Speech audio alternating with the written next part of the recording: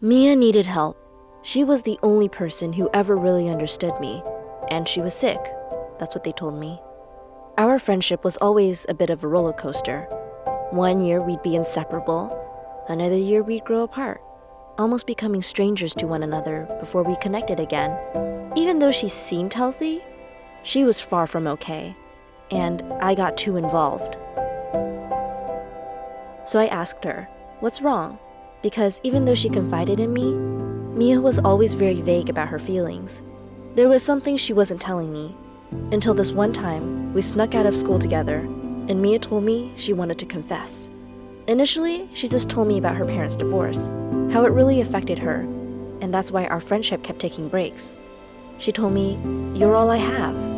And before I could give her the hug she deserved, the story took a dark turn. Mia began revealing all the secrets that went on in her house. How her mom abused her, how her dad would constantly call her degrading names and accused her of smoking, and how they would abuse the dogs just to blow off steam.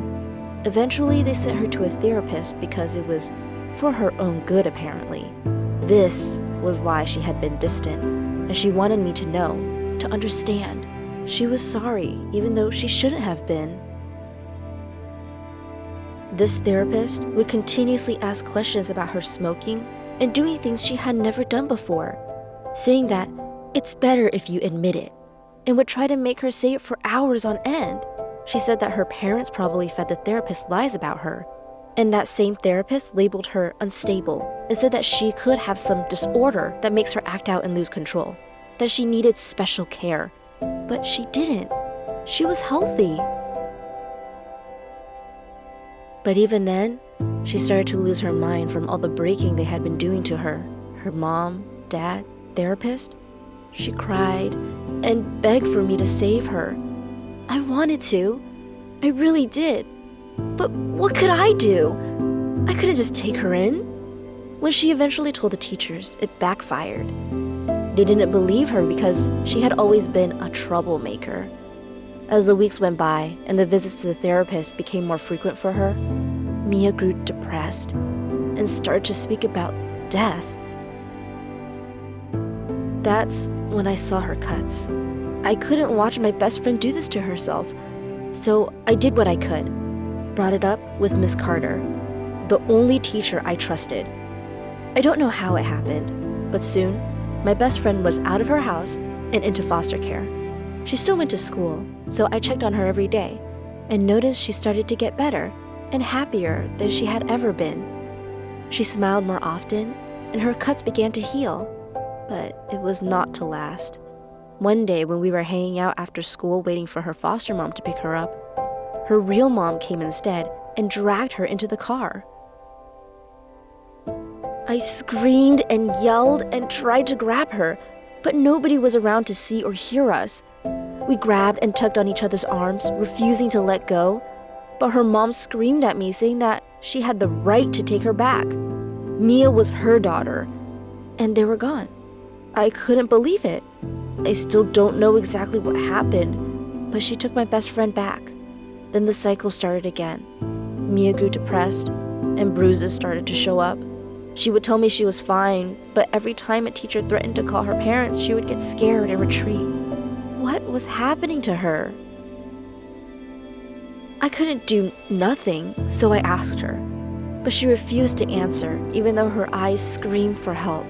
It wasn't until we snuck off to the bathroom, away from everyone else, that she told me everything. Her dad and mom were abusing her again. They refused to feed her and treated her no better than they treated the dog. They took away her phone and crushed it. They locked her windows and sometimes locked her in her room. She was a prisoner in her own home. Mia's parents had told all the teachers to report to them if she was doing or saying anything out of line. And since none of the teachers trusted her, they all complied, all except for Miss Carter, who always brought extra food for her and would give detention just to make sure she would stay after school and eat something before leaving. For the rest of the year, Miss Carter and I gave Mia the love she was denied. So while other students looked forward to summer break, I was hoping it would never come. because it would mean Mia would lose the only excuse she had to leave the house. And sure enough, as soon as school ended, I stopped hearing from her, and I wondered if I would ever see her again. And just thinking about the pain she might have been going through brought me to tears.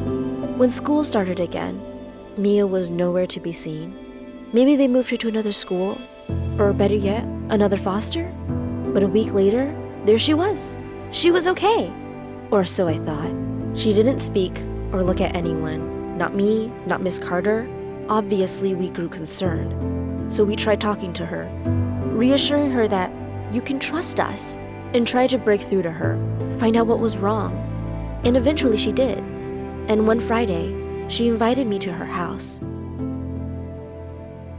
It was quiet and no one else was home. Then we went into her room and she started to smoke. Before I could even react to that, she pulled out a bottle of whiskey and drank from it. Why? I asked. She just shrugged and tried to explain how she was trapped under house arrest all summer and how this was all she had. It numbed her pain. As I listened, she would breathe the smoke into my face and I started to get lightheaded. She smiled, put the smoke in my mouth, and squeezed my nose shut, forcing me to smoke with her. I coughed like crazy after, and she started to laugh. Then she handed me a glass of whiskey, and I knew this wasn't the Mia I knew anymore. But I just wanted her to be happy, so I took the shot, but regretted it immediately. I started to feel woozy, and I knew something was in that drink. What did she put in that? I slowly got on my feet, told her I had to leave, and stumbled out the house as quickly as I could. On Monday, she didn't show up. After school, Mia's parents came to me and demanded to know where Mia was. It had been 3 days since I saw her. I told them I didn't know, but they didn't seem to like my answer. And they accused me of letting, or worse, helping her run away. They were livid, screaming at me and my parents, accusing all of us of stealing their daughter from them. I insisted I knew nothing, and my parents defended me. But I had lied to everyone. I knew where she went. It was that previous Friday, before the whiskey, when she told me her plan. She was going to run away. She couldn't take it. Her life was at best a mess. At worst, it was a living nightmare. She was going to take a couple of buses and go somewhere she wouldn't be found, and told me I would be the first to know where she ended up once she was settled. And a few days later, she did. She actually called me and said she was somewhere safe.